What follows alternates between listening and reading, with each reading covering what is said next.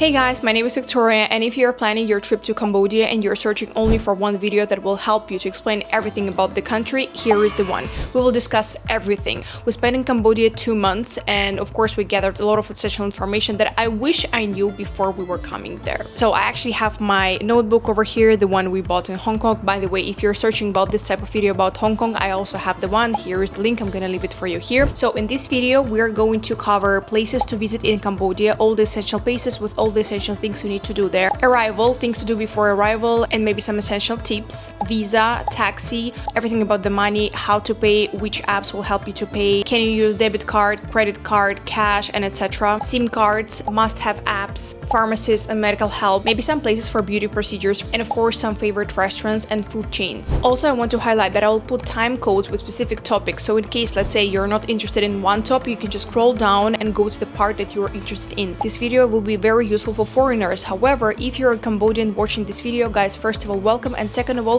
please do not hesitate to leave your useful tips in the comments down below so we can make this video very useful for everyone. Alright, let's dive in. Places to visit in Cambodia. I know a lot of people come to Cambodia mostly for a couple of days. Big mistake, guys, because this country has so much things to offer, and mostly people come to visit Angkor Wat. Again, it's a beautiful, amazing place, but that's not the end. We have so many different things. Number one, Phnom Penh, the capital of Cambodia. So the main things to do there, if you're visiting just for a few days, will be Royal Palace and Silver Pagoda, then Tuol Sleng Genocide Museum and Killing Fields, or basically S21 prison. Walk on the Tonle Sap Promenade. Usually tourists spend there around 2-3 days. That's going to be enough, but actually we spend around 2 weeks, but that's another story for another video. Visit the Royal Palace and Silver Pagoda. It's a complex of buildings which serves as the official royal residence of King of Cambodia. And then don't forget to go to Tuol Sleng Genocide Museum or S21 prison and the Killing Fields, one of the most haunting experiences you may ever have, and something that will completely change your perspective on Cambodia. To be honest, I'm still shocked by how many people don't know about the Khmer Rouge and what Cambodia went through not so long time ago. And just a reminder, this site was once just a regular high school, but during the Khmer Rouge regime, it was transformed into detention center. You must walk through the classrooms, stand on the same floors that still have the weight of the history in them, and reflect on the incredible resilience of the Cambodian people. It's hard to believe how this country has come in a such short time in a very beautiful way as of right now. Often, by the way, survivors of S21 prison are present at the museum. You can even buy books written by them, sharing their personal memories and stories. Something truly priceless. And after such a powerful experience, take some time to decompress by walking on the beautiful Tonle Sap Promenade. It's a perfect place to feel the city spirit and reconnect with the vibrant, hopeful side of Phnom Penh. Let me take you there.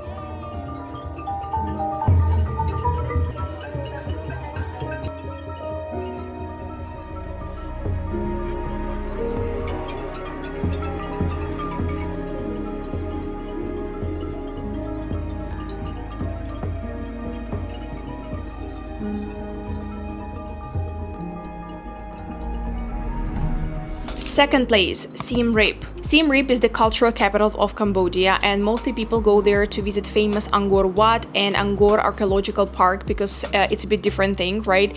Then of course, don't forget to visit Pub Street. It's the city's main nightlife street located in the center near the old market. It's packed with bars, restaurants, street food stalls offering everything from Khmer dishes like amok and lok lak to international cuisine. The area is walkable, safe, and tourist friendly with tuk-tuks, massage spots, and tour services ready available. It gets really lovely after 6 p.m. and stays active late into the night. Floating Village and Tonle Sap Lake. This floating village is located 30 to 60 minutes from Siem Reap, and it's a home to communities that live entirely on the water. Houses, schools, and markets float or sit on the water. The lake expands up to 5 times during the rainy season, and it has been a vital source of fish for centuries, especially for ethnic Vietnamese and Khmer families who've lived here since the 19th century. The best time to visit this place is during the rainy season from June to October, and when the water level is high, the villages are fully afloat. A typical half-day tour costs around $25–45, including boat rides and hotel pickup, and also can be arranged easily in Siem Reap by tuk-tuk and through local tour operators. Of course, Siem Reap is pretty famous for their Apsara shows. You can find them everywhere in the city.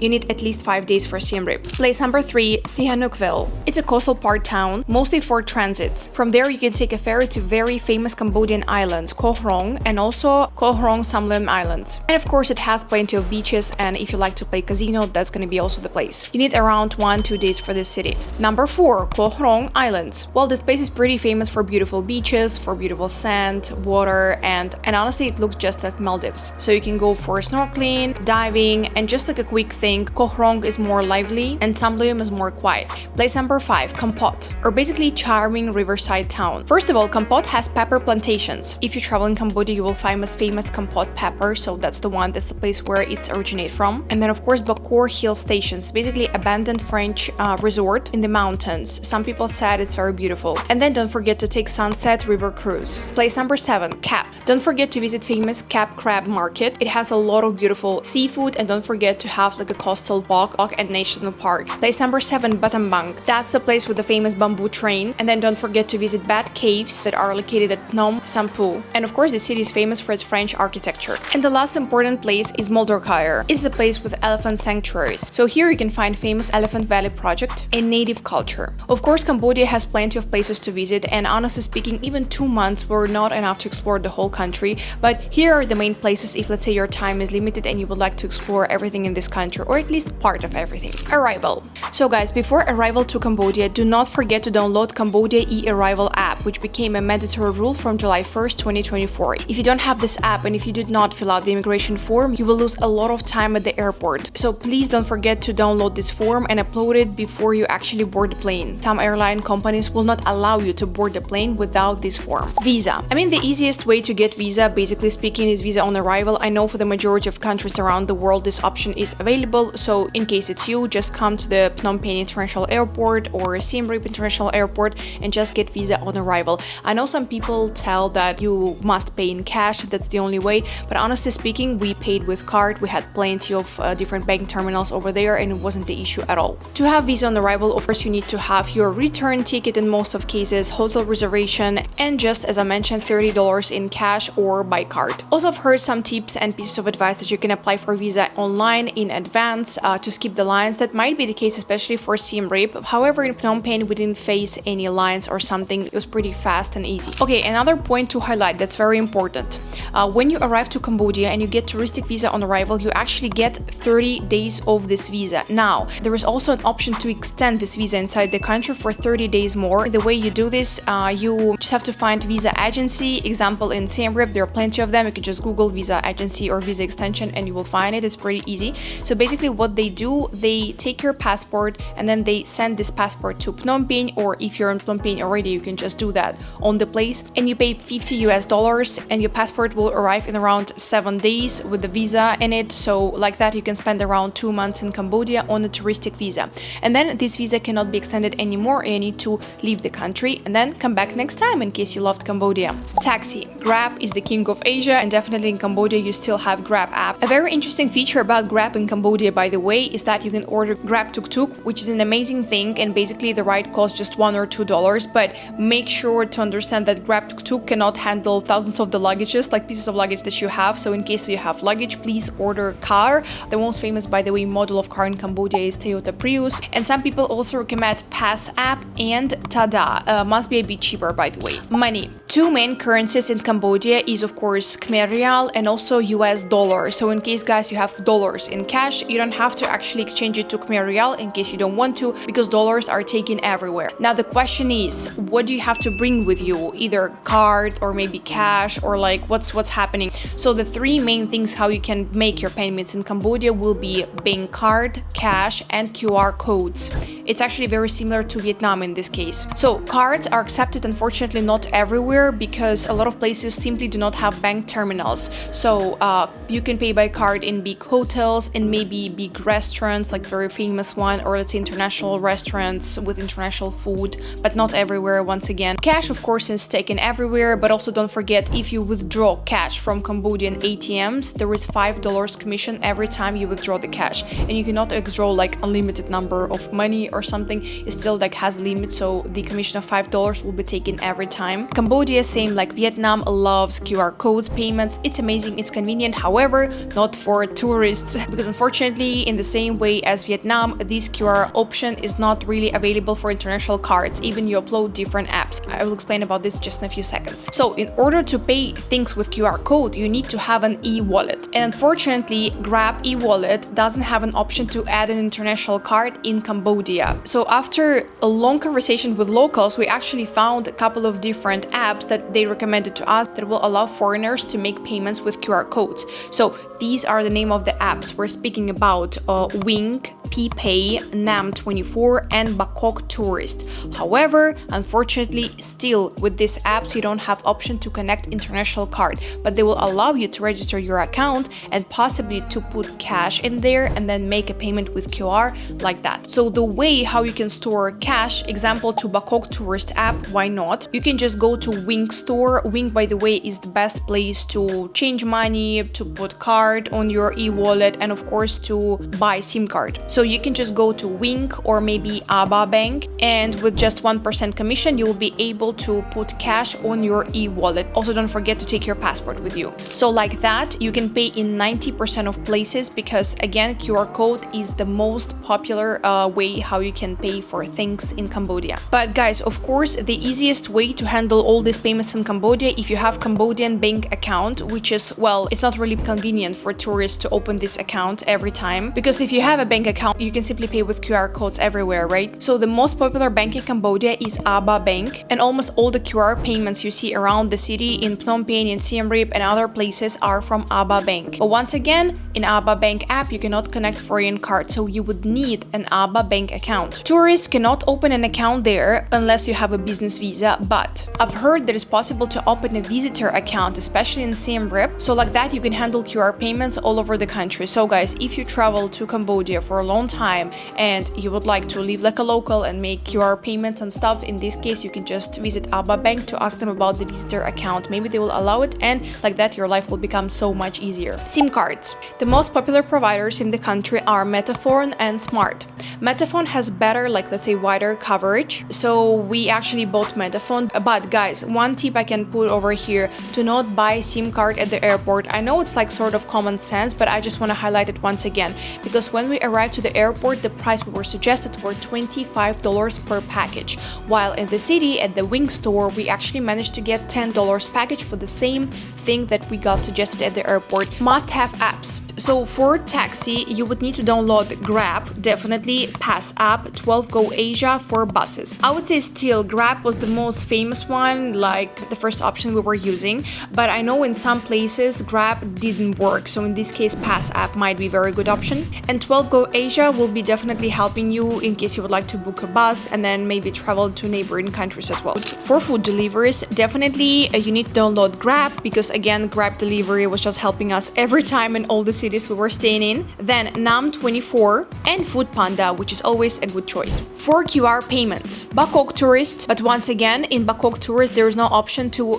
connect international cards, so you need to go to Wing store and just top up your account via cash in Wing store, so cash can be stored in your e-wallet. And ABA Mobile, in case you will open the Cambodian bank account in their chain, and like that, again, you can handle QR payments. For messengers, guys, do not forget to download Telegram app and WhatsApp. WhatsApp is top one, if I can say that, in Vietnam and Malaysia, that's for sure, but in Cambodia the situation is very different. Telegram is the first go-to app. Pharmacies and medical help. So for some reason we had these crazy stereotypes about Cambodia, that Cambodia doesn't have good pharmacies and the medical help there is not the best, but actually it turned out to be not true. So there are plenty of pharmacies and plenty of international products from US, products from Canada, from Europe, and from so many different parts around the world. So the most famous pharmacy chains will be UCare and Guardian, of course. You can find them everywhere and you can buy almost any type of medicine without prescription. prescription. Now, I don't know if it's good or bad, but let's say when you travel outside and maybe you have some problems with health that you're aware of, and you know you don't need help of doctor to help you to choose which medicine you need, you can definitely go to almost any pharmacy and buy any type of medicine you need, even antibiotics and so many different things. So once again, guys, if you get sick and you need antibiotics, you can buy them in any pharmacy and you don't need to visit doctor to help you to get the prescription. Also, Cambodia has pretty high quality of clinics. If you get sick in Phnom Penh, you can definitely visit Royal Phnom Penh Hospital and International SOS clinics in Phnom Penh and Siem Reap. It's actually like a chain.